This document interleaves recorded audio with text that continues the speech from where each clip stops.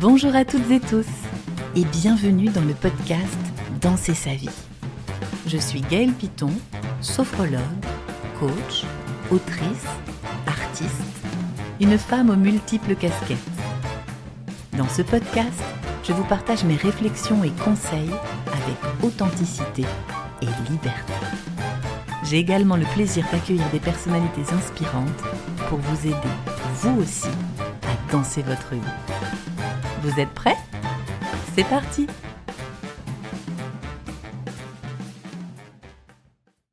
Bonjour à toutes et tous les danseurs de la vie et bienvenue dans ce 7e épisode du podcast. Alors aujourd'hui, j'ai envie de vous parler d'un fil conducteur dans mon parcours. C'est une forme d'élan, un écho intérieur que je ressens à chaque fois que je m'apprête à faire quelque chose de, entre guillemets, grand. Quand je dis grand, je veux parler de quelque chose de nouveau, d'inconnu, quelque chose qui me fait très peur, mais que je sens, en tout cas à l'instant T, profondément juste pour moi. Et ce fil, c'est cette phrase « Saute et le filet apparaîtra ». C'est une métaphore, bien sûr, parce que je ne suis pas une fan du saut en chute libre, mais pour moi, elle est très concrète. Chaque fois que je me suis lancée dans une grande aventure, je ne savais pas comment ça allait se passer. Je ne savais pas si j'étais prête, si j'en étais capable, si les moyens allaient suivre, mais j'ai sauté. Et à chaque fois, le filet est apparu. Alors pas toujours tout de suite, pas toujours là où je l'attendais, mais il est apparu. J'ai envie de vous partager ça aujourd'hui parce qu'en ce moment même, je suis en train de créer quelque chose de très grand, quelque chose que j'ai jamais fait, un projet de création pour 2025. Je ne peux pas pour l'instant vous en dire plus parce que c'est en incubation, c'est en travail, mais je vous en parlerai très bientôt parce que je pense que ce projet peut aussi vous inspirer à mener vos propres projets et puis peut-être que d'être dans la façon dont les choses sont en train de se passer pour moi, dans les peurs, les doutes, les appréhensions, aussi les grandes joies que je peux ressentir, ça peut peut-être nourrir vos propres élans créatifs. On y reviendra ensemble. Surtout, j'ai envie d'être effectivement cet exemple incarné, parce que l'idée, c'est pas de vous livrer ici le discours ésotérique sur une forme de loi d'attraction.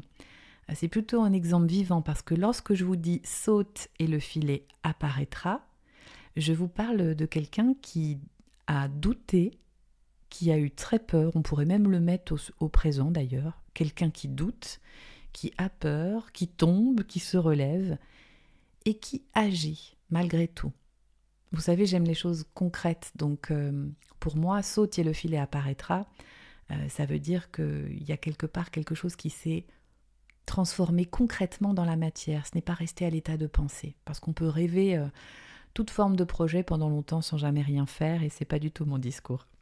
Donc oui, j'ai douté, j'ai eu peur, et d'ailleurs je doute très souvent, mais la vie, à sa manière, à chaque fois que j'ai pris des décisions comme ça, qui étaient juste pour moi, que j'ai acté que j'allais cheminer vers ces projets, la vie m'a soufflé des ailes.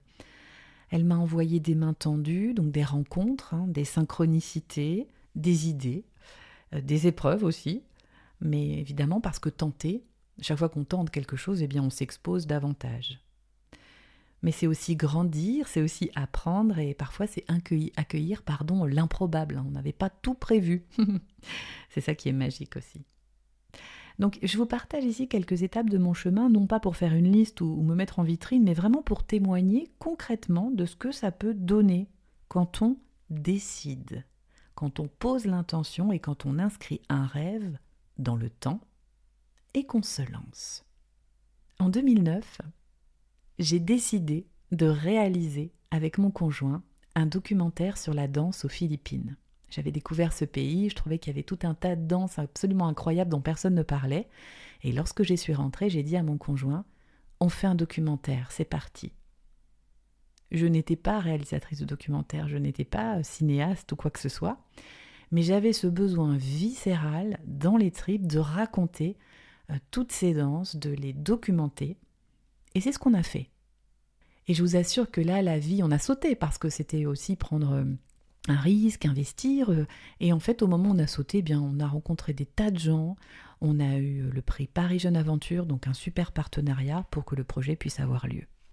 En 2018, les éditions First me proposent d'écrire mon premier ouvrage, La méditation, c'est la vie. Ce premier ouvrage en donnera donc à l'heure actuelle 5 autres à suivre. Autant vous dire que lorsque l'on vous propose d'écrire un livre, il est absolument hors de question de refuser. Enfin, en tout cas, pour moi, c'était pas une éventualité. Mais je me souviens très bien que j'ai dit oui et que quand je suis sortie dans la rue, donc près de l'éditeur, dans le 13e arrondissement de Paris, j'ai complètement flippé parce que je me suis dit, là, Gaëlle Piton va écrire un ouvrage généraliste sur la méditation. Ah, panique à bord. Mais c'était décidé, c'était acté, je ne pouvais plus reculer. J'avais pas de plan précis, j'avais jamais écrit un livre, mais en tout cas, j'avais une deadline, je savais que je devais le rendre au mois de juin, si mes souvenirs sont bons, et j'avais aussi une voix intérieure qui me soufflait que c'était le chemin juste pour moi, que les mots devaient sortir. En 2019, j'ai rencontré Gérard Pelisson qui m'a proposé de faire une conférence TEDx. Je ne savais pas très bien ce que c'était à l'époque. Ça, c'est vraiment un moment qui est marquant, qui est très intense dans ma vie. J'ai vraiment eu la sensation qu'il y aurait un avant et un après. Un TEDx, c'est 16 minutes, seul en scène, où l'idée, c'est vraiment de partager un témoignage inspirant pour allumer des lumières, pour donner de l'espoir à d'autres en face. Et ça, je pense que ça a été vraiment mon carburant pendant toute cette aventure qui m'a permis vraiment d'aller au-delà de mes peurs. J'ai été aussi soutenue vraiment dans cette expérience. Mais voilà, c'est pas facile d'arriver comme ça. J'ai vraiment l'impression d'être seule dans l'arène. Et en même temps, l'idée d'allumer des lumières, de partager des fêlures, d'être dans une authenticité pleine et entière pour que ça résonne en face, c'était très motivant. Et je l'ai fait. Et il y a vraiment eu un avant-après. Danser sa vie, ce TEDx, si vous êtes curieux, vous pouvez aller regarder. C'est vraiment l'histoire de ma passion pour la danse, de mon parcours de danseuse contrariée qui a découvert la sophrologie, la méditation, qui est allée la transmettre en Seine-Saint-Denis. Enfin voilà, c'était une merveilleuse expérience. Aujourd'hui, il y a ce podcast. J'ai décidé que le premier épisode sortirait en janvier 2025. On en est à l'épisode numéro 7. Et là encore, je ne savais pas très bien comment j'allais faire pour réaliser un podcast, si j'allais en être capable, mais j'avais l'élan, j'avais l'envie. Et bientôt, ce projet, 2025, qui est encore plus grand pour le coup, qui là va être une vraie sortie de zone de confort et qui me fait frissonner d'envie et bien sûr de peur. Je suis tétanisée. Alors à chaque fois, ces projets dont je raconte en fait quand même, en tout cas bon nombre d'entre eux dans mon ouvrage « Et si l'on faisait un pas de côté » aux éditions Le Duc, qui est vraiment, je crois, mon préféré parmi mes 6 ouvrages, puisque c'est le plus personnel. À chaque fois, vraiment, ce sont des projets qui, j'aime bien dire, qui partent du ventre, qui partent de mes tripes et de mon cœur, comme si je n'avais pas le choix et que c'était plus fort que moi. Donc, parce que si j'écoute le mental, il me dit « Gaëlle, tu ne sais pas écrire, mais qu'est-ce que Gaëlle Piton va pouvoir dire dans un livre sur la méditation ? Qu'est-ce que tu vas pouvoir dire de ton histoire sur une scène qui va intéresser les gens dans un TEDx ?» Voilà, ça c'est le mental. Mais le ventre, il dit que c'est ok, que c'est ma place et que c'est juste pour moi. Donc, vraiment tout ça, j'ai envie de vous le partager pour vous dire « c'est possible ». Je suis la preuve vivante, je n'ai rien de particulier que vous n'avez pas, je suis la preuve que c'est possible.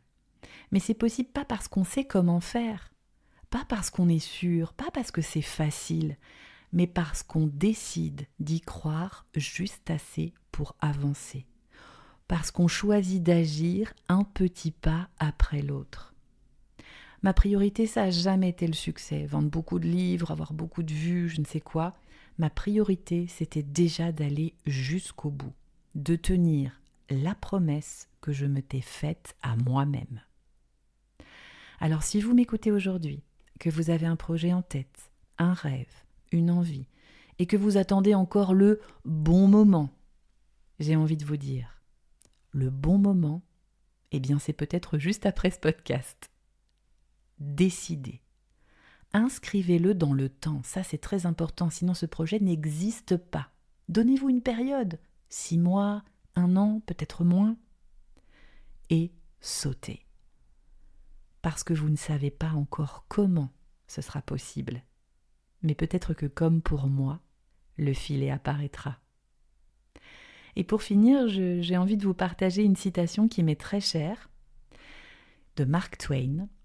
Et c'est d'ailleurs Gérard du TEDx, donc la personne qui m'a proposé de faire un TEDx, qui me l'a offerte un jour. Ils ne savaient pas que c'était impossible, alors ils l'ont fait. Je vous souhaite de merveilleuses réalisations, de prendre beaucoup de plaisir. Nous avons une vie, elle passe très vite, alors le bon moment, c'est maintenant. À bientôt. Cet épisode vous a plu ? N'hésitez pas à partager autour de vous, à mettre des commentaires, des pouces, des étoiles. Cela aide énormément mon travail. Et si vous voulez en savoir plus sur toutes mes casquettes, rendez-vous sur mon site internet www.gaelpiton.com ou sur les réseaux sociaux Facebook, Instagram, LinkedIn. J'ai hâte de continuer ces partages avec vous. À très bientôt.